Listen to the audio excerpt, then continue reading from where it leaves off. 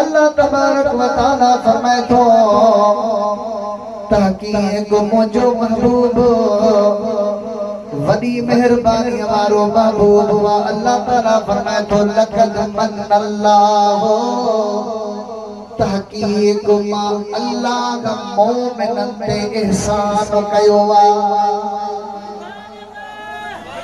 सुभान अल्लाह त चओ। अल्लाह ताला फरमाए तो मोमिनन ते एहसान कयो आहे। मिलाद जे करे निंड खे फिटाए वो सॼी ज़िंदगी निंड पियो हो। या अल्लाह अखियों बिंदु जो एहसास जे चले जो असांखे अखियों न ॾींहा त कीअं ॾिसूं। या अल्लाह ही हथ में तुझो एहसान मुझा करीम रब जुबान में तुझो एहसान मुझा करीम रब दिल में तुझो एहसान पैर भी तुझो एहसान।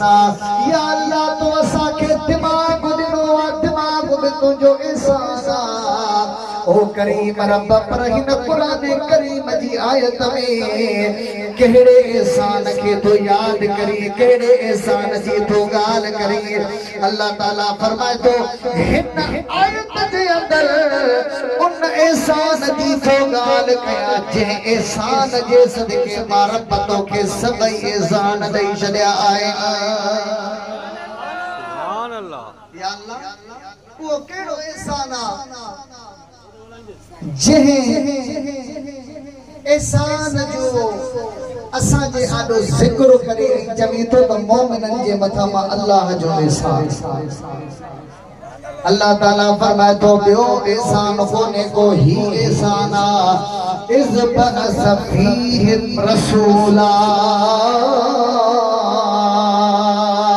अल्लाह फरमाए तो अल्लाह तमाते इहो एहसान कयो आ जो महबूब तवा के महबूब करे दिनो।